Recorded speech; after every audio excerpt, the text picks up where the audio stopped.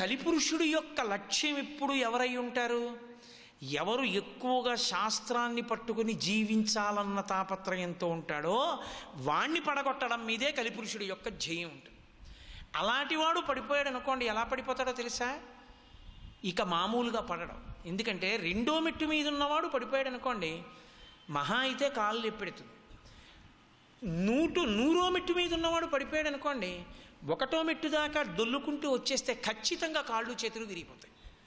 ఎంత పైనున్నాడో జారితే అంత ప్రమాదం, ఎంత కింద ఉన్నాడో వాడు జారినా మళ్ళీ ఎక్కగలడు. అందుకే జీవితంలో చాలా చాలా జాగ్రత్తగా ఉండవలసింది ఎక్కడ అంటే ఊంచుకోవడంలోనే జాగ్రత్త పడాలి. తాను ఏ స్థితిని పొందాడో ఆ స్థితి నుండి భ్రంశము కాకుండా నిలబడడానికి ఉపాసన నడుస్తూనే ఉండాలి. ఎక్కడైనా పరాకు పడ్డాడో పడిపోయాడు. అందుకోసం కలిపురుషుడు 1000 కళ్ళతో చూస్తుంటాడు ఎలా పడకూడదామని. కాబట్టి ఇప్పుడు మాధవుడు పడిపోవాలి. పడిపోకపోతే కలియుగంలో ఇలాంటి వాళ్ళు నిలబడిపోయారనుకోండి, తన ఉద్ధతి ఎక్కడ నిలబడుతుంది? కాబట్టి ఆయన ఎదురు చూస్తున్నాడు ఎలా పడగొట్టాలని. అకస్మాత్తుగా ఒకనాటి మధ్యాహ్నం వేళ ఆయనకి కామప్రచోదనం అయింది.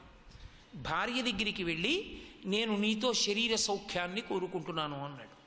ఆవిడంది, తత్రాపి దివసక్రీడా అయుక్తం మునయో విదు నికేతనే పితామాత అగ్నిహోత్రంచ దేవరాట్. ఏమయ్యా ఇన్ని శాస్త్రాలు చదువుకున్నావు, అసలు ఇలాంటి మాట అనొచ్చా? తత్రాపి దివసక్రీడ, సూర్యభగవానుడు ఉదయం నుంచి సూర్యభగవానుడి యొక్క అస్తమయం అయిపోయేంత వరకు మనుష్య జాతికి స్త్రీ సంపర్కం నిషేధం. ఉగ్రమైనటువంటి లక్షణములున్న పిల్లలు పుడతారు, అది పశుభోగం.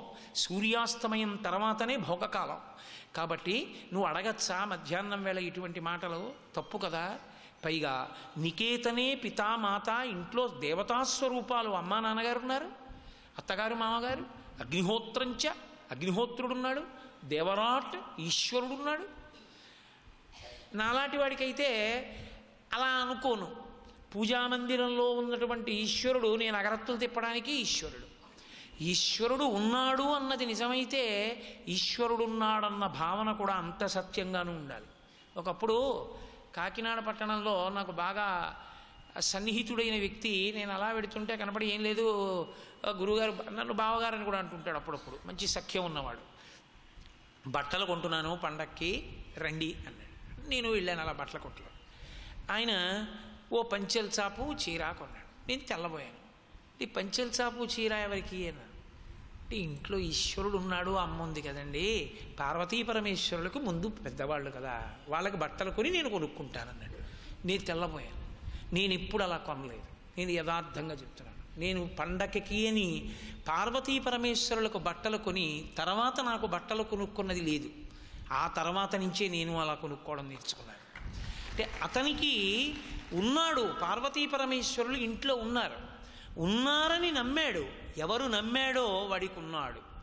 ఎవడికి అది కాశీ నుంచి తెచ్చుకున్న విగ్రహమో వాడికి అది విగ్రహమే, అది ఈశ్వరుడు కాడు. పండక్కి కూడా ఇంట్లో పార్వతీ పరమేశ్వరులు ఉండిపోయారనుకున్నాడే, వాడికి నిజంగా దేవుడు ఉన్నాడు. అగ్నిహోత్రంచ దేవరాట్, పరమేశ్వరుడు ఉన్నాడయా. పూజామందిరంలో సింహాసనాన్ని అర్చన చేస్తున్నావు రోజును, ఈశ్వరుడున్నాడు, అగ్నిహోత్రం ఉంది, తల్లిదండ్రులు ఉన్నారు. ఇంతమంది ఉండగా పగటి వేళ భార్యతో సంగమ సుఖమా? అడగడానికి సిగ్గులేదు, తప్పు కదూ, శాస్త్రవిరుద్ధం కదూ, ఇలా ఎలా అడుగుతున్నావు అన్నాడు. ఆయన అన్నాడు, ఈ శాస్త్రం నీకన్నా ఎక్కువ నేను చదువుకున్నాను, నాకు నీ పొందు సుఖం కావాలనిపించింది. మంకుతనం కోపం శేషేన పూరయేత్. పాడైపోయేవాడి మొట్టమొదటి లక్షణం ఏమిటంటే కోపంతో శేషాన్ని పూరించడం. కాబట్టి నీవు నా కోరిక తీర్చవలసినదే. ఆవిడంది, మహాపాపకార్యం కాబట్టి ఒక పని చేస్తాను, నేను నీళ్లు తేవాలన్న వంకతో నదీ తీరానికి వెడతాను, నాకన్నా ముందే మీరు దర్భలు తేవాలి అన్న మిషతో మీరు వెళ్ళండి. మీకు కలిగినటువంటి సంకల్పాన్ని అక్కడ నెరవేర్చుకుందురు కానీ.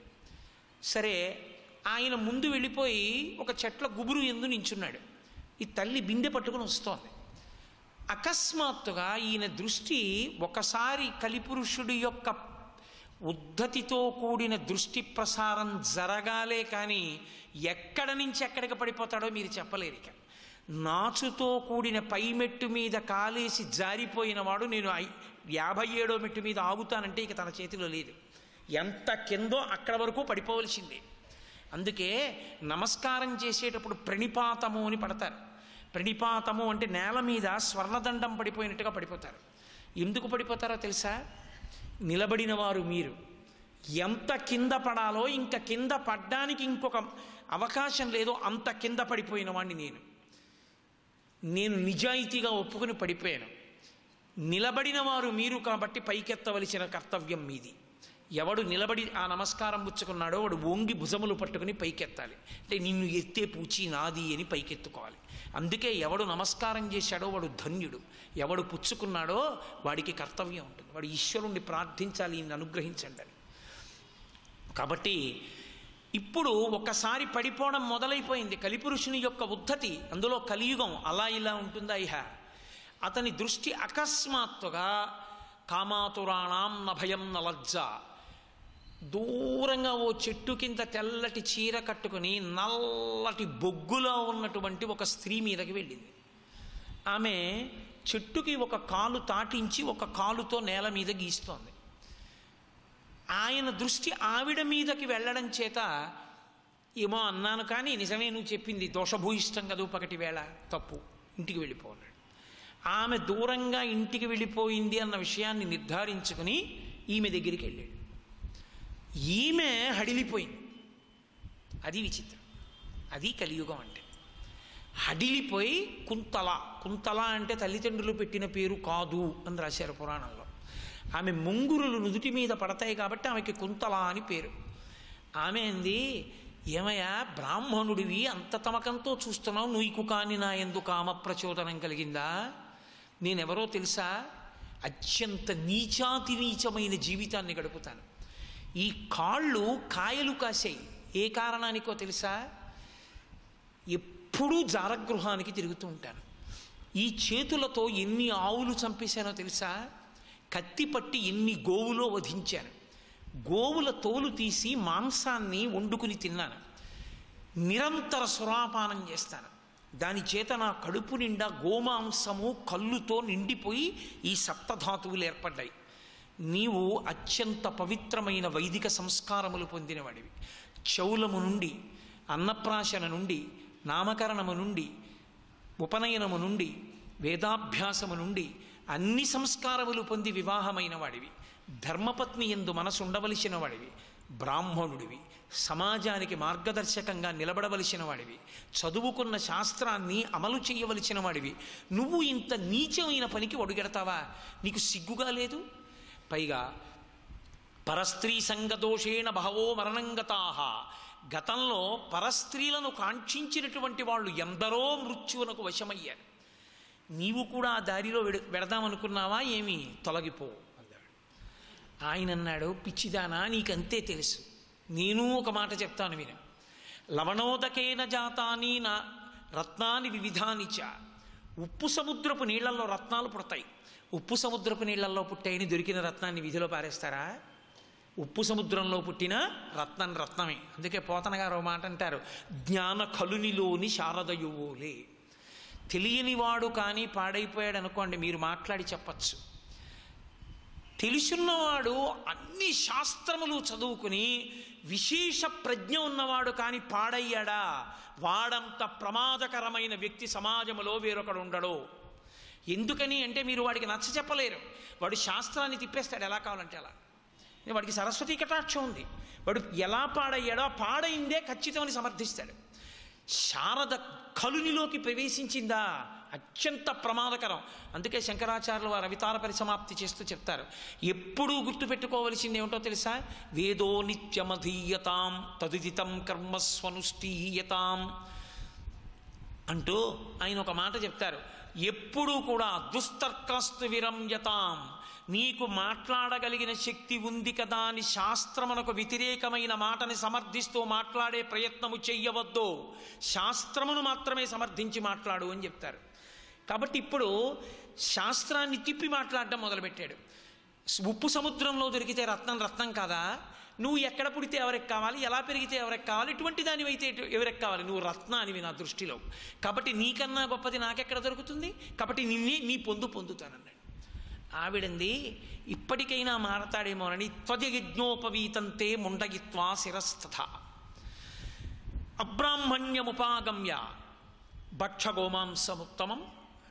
ఏమయ్యా ఒక పని చెయ్యి, చౌలము అని ఒక సంస్కారం చేస్తారు. చౌలము అన్న సంస్కారం చేసినప్పుడు ఉపనయనం చేయరప్పటికి, ఇంకా ఉపనయనానికి ముందు చౌల సంస్కారం, అసలు ఉపనయనమే లేదనుకోండి. ఇప్పుడు ఉపనయనం చెయ్యవలసిన కుటుంబాల్లోనే రేపు పెళ్ళంటే ఇవాళ ఉపనయనం, అదో భ్రష్ట ఉపనయనం. నేను కుండ బద్దలు కొట్టినట్టు చెప్తుంటాను కాకినాడలో, నన్ను పిలవకండి దరిద్ర ఉపనయనాలకి, నాకు అసహ్యం అని చెప్తుంటాను. పెళ్లికి ముందు ఉపనయనం ఏమిటి? ఆ తల్లిదండ్రులకి ఏ పాపం ఖాతాలో వేస్తారని శాస్త్రం చెప్పిందో తెలుసా అండి? 8కి అయిపోవాలి గర్భాష్టమానికి ఉపనయనం చెయ్యకుండా బలవత్తరమైన కారణం ఉంటే 12 దాటిన తరువాత ఆ తల్లిదండ్రులు కొడుక్కి ఉపనయనం చేయకపోతే 104 జ్వరంతో సంధి ప్రేలాపనతో కొడుకు ఇంట్లో ఉంటే వాడిని పడుకోపెట్టి ఇంటికి తాళం వేసి భోగానుభవం కోసం తిరిగినటువంటి దౌర్భాగ్యులైన తల్లిదండ్రులకి ఏ పాపం చుట్టుకుంటుందో అది ప్రతిరోజు వాడి ఖాతాలో వేస్తారు. అందుకే తల్లిదండ్రులదే కర్తవ్యం, చెయ్యాలి కొడుక్కి ఉపనయనం. ఎవడు చేయమన్నాడు నిన్ను 1000 మంది భోజనాలు పెట్టి? చక్కగా ఈశ్వరుడి దగ్గర కూర్చోపెట్టి ఉపనయనం ఎందుకు చెయ్యాలో అందుకు చేసి కొడుకుతో సంధ్యావందనం చేయించలేవా? సంధ్యావందనం చేయించడానికి పనికిరాని ఉపనయనం ఎందుకు నువ్వు ఇంకా తల్లిదండ్రులుగా ఉండడం? దేనికి నీ ప్రాథమిక కర్తవ్యాన్ని నువ్వు నిర్వర్తించినప్పుడు దేనికి శాస్త్రం కాల్చనా? పెళ్లి ముందు ఉపనయనం చేయమనేవాడు చెప్పాడు నిన్ను. ఆ పెళ్లికి పైగా ఓ పిలుప, ఆ ఉపనయనానికి వెళ్ళి ఆశీర్వచనమా? వాడు అసలు జీవితం మొత్తం మీరు ఎప్పుడూ సంధ్యావందనం చేయడం. 60 ఏళ్ళు వచ్చేస్తాయి, 70 ఏళ్ళు వచ్చేస్తాయి, సిగ్గుచేటు. పశువు తిరిగినట్టు నిద్రలేస్తాడు, స్నానం చేస్తాడు, తిరుగుతుంటాడు.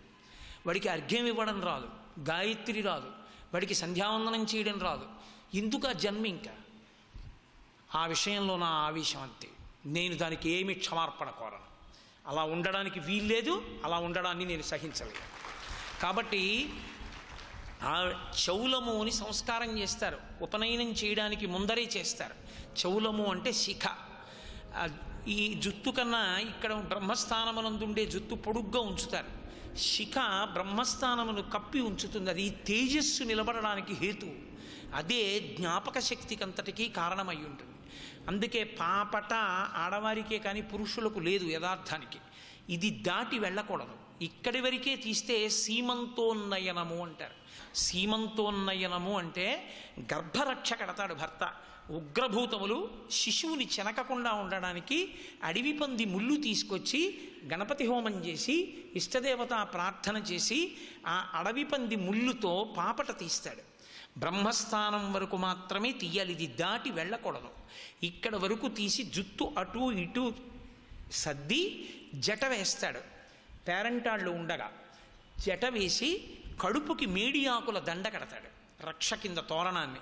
దాన్ని సీమంతోన్నయనము అంటారు. ఇక్కడ వరకు దాటి ఇక్కడ వరకు పాపట తీశాడు కాబట్టి సీమంతోన్నయనము. అది భర్త మాత్రమే తీయాలి. ఆ రోజున ఆ పాపట తీసి జట వేయాలి భార్యకి. అసలు అది దానివల్ల గర్భరక్ష కలుగుతుంది అని. చౌలము అంటే పిలక పెడతారు ఉపనయనానికి ముందు. ఆ పిలక 2 కారణాలకే తీస్తారు. ఒకసారి తీసేస్తే వైదిక మర్యాదతో తీసేస్తాడు, సన్యాసం తీసుకుంటున్నాడని గుర్తు.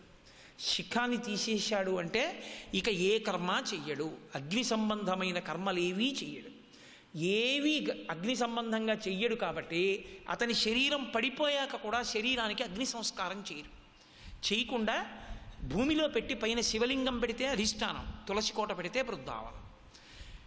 2వ పద్ధతి ఒకటి ఉంటుంది. భ్రష్టుడైపోయాడని గుర్తు ఏమిటంటే పిలక తీసేస్తాడు. ఇవాళ తలనీలాలు ఇచ్చామని పిలకలు ఉంచుకోకుండా తలనీలాలు ఇచ్చేసి వచ్చేస్తుంటాడు. కానీ నేను అలా 10 మాటలు అంటున్నాను అని మీరు ఏమనుకోవద్దు. కాకినాడలో నాకు తెలిసి అయ్యప్ప స్వామి దేవస్థానంలో కనపడే వాళ్ళు 200 మంది వెంకటాచలం వెళ్ళి రానివ్వండి, 200 మందికి శిఖలుంటాయి. శిఖ ఎప్పుడూ తీయకూడదు. జీవితంలో శిఖని తీసేస్తే వాడు మళ్ళీ శిఖ వచ్చే వరకు అన్నం తినడానికి వీల్లేదు. మరి ఏం చేయాలి? అన్నం తినకపోతే చచ్చిపోతాడు కదా అంటే, అయ్యా దుర్మార్గుణ్ణి శిఖ తీసేశాను క్షమించండి అని ఓ దర్భ కట్టుకుని అన్నం తినాలి. అంత గొప్పది శిఖా సంప్రదాయం వేదంలో. కాబట్టి శిఖ తీసేశాడు అంటే సన్యాసం అన్నా తీసుకోవాలి, లేకపోతే భ్రష్టుడైపోయాడని గుర్తు. కాబట్టి త్వజయజ్ఞోపవీతంతే ఆవిడ చెప్పిందండి శాస్త్రం. కుంతల ఎందుకురా నీకు యజ్ఞోపవీతం? పశువుకి పలుపులా శాస్త్రం పాటించని నీకు బ్రాహ్మణ్యమా? తీసే యజ్ఞోపవీతం. ముండయిత్వా శిరస్తథ, శిఖ తీసేసి పూర్ణముండనం చేసేసుకో, గుండు చేసేసుకో. అబ్రాహ్మణ్యముపాగమ్య, నీ బ్రాహ్మణ్యాన్ని విడిచిపెట్టి ఇక గాయత్రి మొదలైనవి లేవు నీకు, చెయ్యకు, అదో అసహ్యకరమైన పని కూడా ఇలాంటి తప్పుడు పనులు చేస్తూ. అబ్రాహ్మణ్యముపాగమ్య భక్ష గోమాంసముత్తమం, నీ చేతికి కత్తిస్తాను, అదిగో గోవుని చంపి మాంసం తీసి తిను, తింటే నా పొందు అనుభవిద్దువు కాని. అప్పటికైనా మారతాడేమో అని చేసేసాడు. ఒకసారి మీతో మనవి చేసే కదా, పైమెట్టు మించి జారిపోవడం మొదలు పెట్టాలి, కానీ ఎక్కడి వరకైనా జారిపోతాడు. కాబట్టి యజ్ఞోపవీతాన్ని తీశాడు, విసిరిపారేశాడు.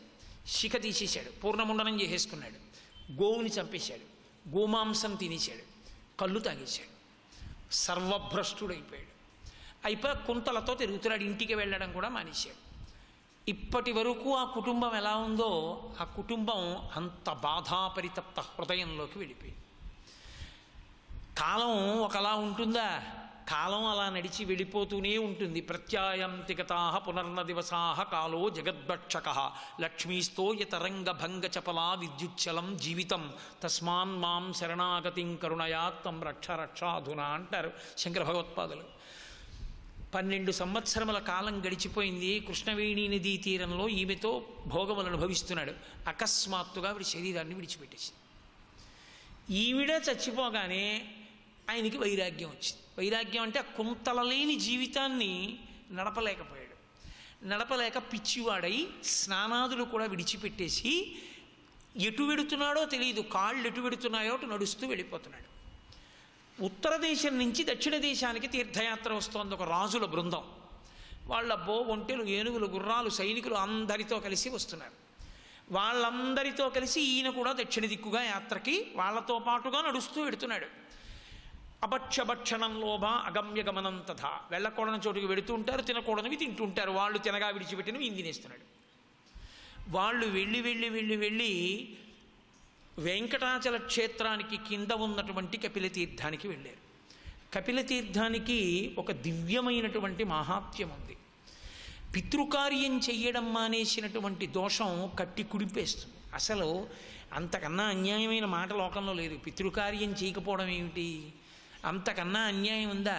వైదికం కానివి ఎన్నో మనం చేస్తున్నాం ఇవాళ. అసలు పెళ్లి రోజు వైదికం కాదు. పెళ్లి రోజు చేయమని ఎక్కడైనా వేదంలో ఉందా? నాకు చూపించండి. లేదు. కానీ మ్యారేజ్ డే అని చెప్పి ఎంత అల్లరో, 80 ఏళ్ళు వచ్చినా కూడా. ఎందుకు పెళ్లి చేసుకున్నాడో, పెళ్లి చేసుకుని ఏం చేశాడో వాడికి తెలియదు, ఆవిడికి తెలియదు, అది వేరే విషయం అనుకోండి. పెళ్లి చేసుకున్నాం అన్నది మాత్రం సంతోషం. ఇక పుట్టినరోజు, అసలు పుట్టినరోజులు అనేటటువంటివి పెద్ద తంతు. అసలు వేదం పుట్టినరోజు నాడు ఏం చేయమని చెప్పిందో అది చేసేవాడు ఎవడు లేడు.